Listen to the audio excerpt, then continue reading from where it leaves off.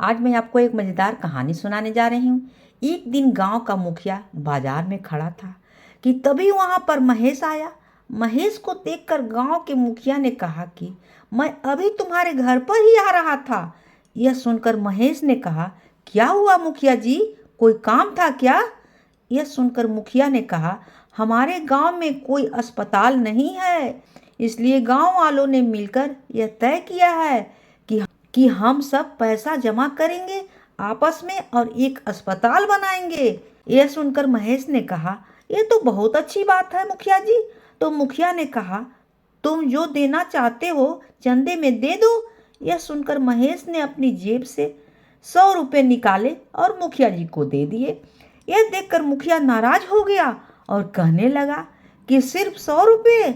यह सुनकर महेश कहने लगा, हम मुखिया जी, मेरी इतनी ही हैसियत है। और यह कहकर महेश वहां से चला गया।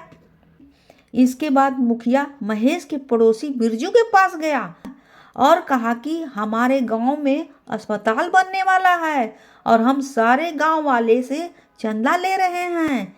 यह सुनकर बिरजू ने कहा, हाँ मुखिया जी, मुझे पता है, इसलिए मैंने आपके नाम पर 10 लाख रुपए का चेक बना रखा है। और बिरजू ने 10 लाख का चेक मुखिया जी को दे दिया। यह देखकर मुखिया बहुत खुश हो गया। एक तुम ही हो जिसने 10 लाख रुपए का चेक दिया है अस्पताल बनाने के लिए। एक तुम्हारा पड़ोसी महेश है जिसने अस्पताल बनाने के लिए सिर्फ 100 रुपये दिए हैं। मुझे समझ में नहीं आता, क्यों इतना धन दौलत का आखिर करेगा क्या? और यह कहकर मुखिया वहां से चला गया।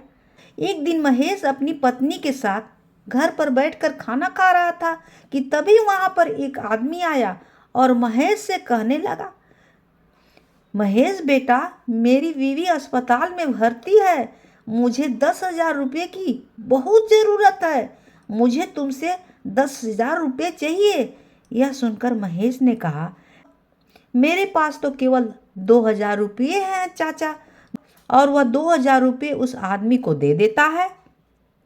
लेकिन यह देखकर वह आदमी नाराज हो जाता है और कहता है, मुझे तुमसे उम्मीद नहीं थी महेश, तुम इतने धनवान होने के बावजूद भी, जबकि मुझे 10,000 की ज़रूरत है।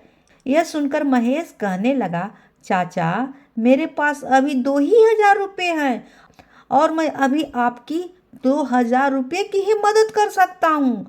यह सुनकर उस आदमी ने कहा, लगता है तुम्हें मुझ पर भरोसा नहीं है, यह 2,000 भी तुम तुम्हारे पास ही रखो, मैं कहीं और बंदोबस्त कर लूँगा। यह कहकर वो आदमी वहाँ से चला जाता है। यह देखकर महेश की पत्नी कहती है, हमारे पास इतना सारा ज़मीन है और इतना सारा पैसा आता है, मुझे समझ में नहीं आता है कि यह सारा पैसा कहाँ जाता है।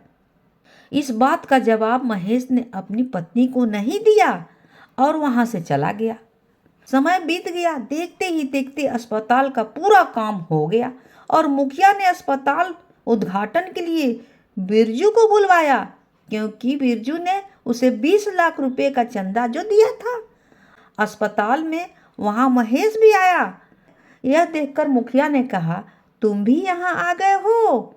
यह सुनकर महेश कहने लगा, मुखिया जी, मुझे उद्घाटन करने का कोई शौक नहीं है, मैं तो सिर्फ यहाँ पर देखने आया हूँ। मुखिया ने कहा, डॉक्टरों की टीम भी आती है, हम अस्पताल का उद्घाटन कर लेंगे। थोड़ी देर में डॉक्टरों की टीम भी वहाँ आ पहुँची और बिरजू जैसे ही अस्पताल का उद्घाटन करने लगता है, उसे चक्कर आ जाता है और वह जमीन पर धड़ाम से गिर जाता है।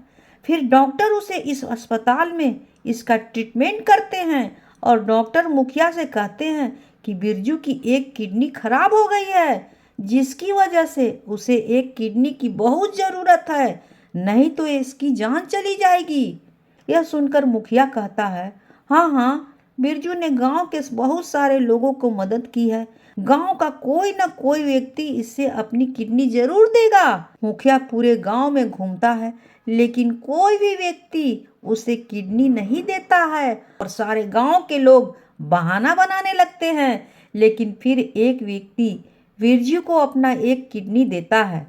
और बिरजू की जान बच जाती है। बिरजू ठीक होने के बाद मुखिया से कहता है, वह कौन व्यक्ति है जिसने मुझे अपनी एक किडनी दी है? यह सुनकर मुखिया कहता है, उसने अपना नाम बताने से मना किया है। और यह सुनकर बिरजू कुछ नहीं कहता है। और जैसे ही दोनों अस्पताल के बाहर निकलते हैं, एक वकील आता है और मुखिया से कहता है, मुखिया जी, आप जो 1 साल से पता लगाने की कोशिश कर रहे थे कि इस अस्पताल को बनाने के लिए 2 करोड़ की जगह आखिर किसने दी थी, तो उसका पता चल चुका है। इस फाइल में उसकी सारी जानकारी है। जैसे ही मुखिया फाइल खुलवाता है तो वह चौंक जाता है, क्योंकि महेश ने ही अस्पताल को 2 करोड़ रुपए की जगह दान दे दी थी और किसी को बताया भी नहीं था। मुखिया उदास हो जाता है और कहता है, मैं तो महेश को बहुत ही कंजूस समझता था, लेकिन उसने अस्पताल को एक ऐसा दान दिया है जो सभी दान से बेहतर था। और यह देखने के बाद मुखिया बिरजू से कहता है, बिरजू, महेश ने ही तुम्हें अपनी एक किडनी दी थी, जिसकी वजह से तुम्हारी जान बच गई है। यह बात सुनकर दोनों महेश के घर जाते हैं और महेश से माफ़ी मांगते हैं। यह सुनकर महेश कहता है, मुखिया जी, सबसे अच्छा दान यही है कि आप बिना बोले किसी को दे दें और इसकी खबर किसी को नहीं चले। यही मेरे लिए सबसे अच्छा दान है और इसलिए मैं इस तरह दान करता हूँ कि किसी को कोई खबर न हो। इस कहानी से हमें यह शिक्षा मिलती है कि हम जब भी कोई बातें करें तो हम उसी से कहें। जो दान खामोशी से किया जाता है वो ऊपर वाले को बहुत पसंद है और वो पसंद करता है। अगर कहानी अच्छी लगे तो प्लीज़ लाइक, शेयर और सब्सक्राइब ज़रूर कीजिएगा। कहानी होती है समाप्त।